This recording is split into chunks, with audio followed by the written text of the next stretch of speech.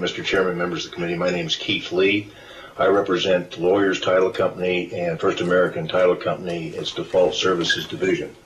And if I may, Mr. Chairman, I'll jump ahead of describing to you where in the process Lawyers Title and FATCO get involved in the process, and indicate to you how I read Section 8, which is the section that we were opposed to as well, subject to being corrected by Mr. Anthony and Mr. Ziegler, both of whom have corrected me frequently in the past. As I read Section 8, it essentially forbids a collection agency from collecting any of the costs it's incurred that it incurs while collecting these debts or attempting to collect these debts. As I read it, it says that the governing documents may not authorize the association to charge the owners for any cost of collecting other than costs relating to filing, recording, title searches, bankruptcy searches, and postage. And those are relatively minor costs to be incurred in determining how one proceeds to collect these.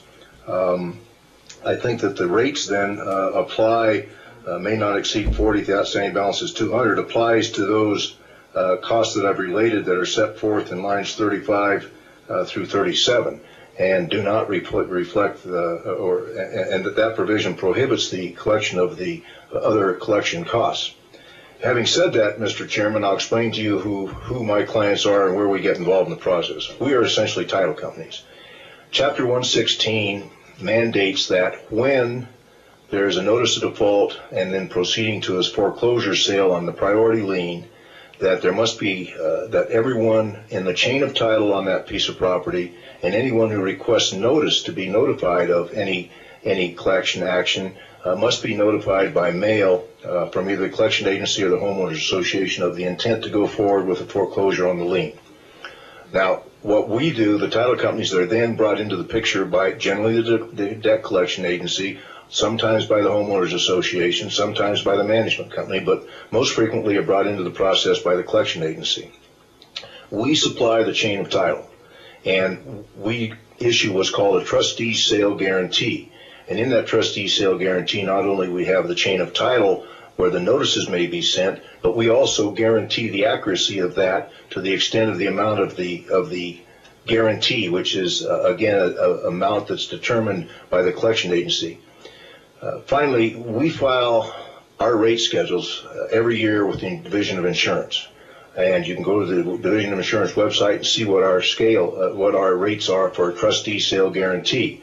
And they range anywhere from about $290 at the minimum to maybe $350 at the minimum.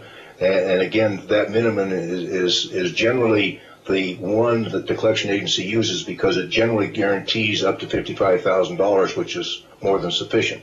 In the rare circumstance where it's above that, then the sliding scale goes forward.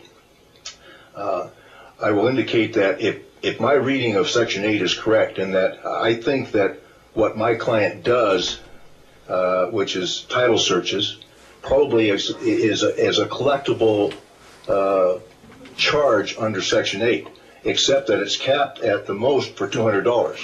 And the very minimum we charge that is in our rate schedule we file with the Division of Insurance is $290 and can go up to as much as $350. So we would not be covered. We would be in excess of that rate cap that is in Section 8.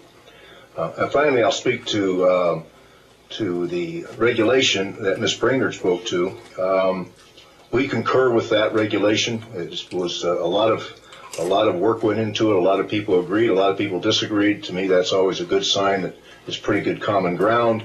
It has a rate cap of $1,950, but specifically in Section 2 of that proposed regulation, it accepts from that $1,950 cap the fees that my client would charge to do the trustee sale guarantee and the title search and that sort of thing. So the cap then is $1,950 for the collection agency or for the process of collecting, and then my client's rate or charge for the trustee sale guarantee is over and above that, and that's generally in the neighborhood of $300 to $400. With that, Mr. Chairman, I'll try to answer any questions you or the members of the committee may have. Thank you very much, Mr. Lee. So under the regulations promulgated by the Commission, the $1,950 does not include the fee title companies like Lawyer's Title. That's correct, Mr. Chairman. It does not include the trustee sale guarantee, and that's in Section 2 of the proposed regulation. And you stated that according to the rate schedule, the title companies charge anywhere from $290 to $350. Is that correct? Generally speaking, again, it's a competitive business, and you know the collection agency or the homeowner association management company, who's ever going to do this, you know, can select among a number of title companies. But generally speaking, the title companies are within the range of $300 to $400 with regard to that trustee sale guarantee at the value that's necessary, given the value of the loan or the lien that's being foreclosed upon.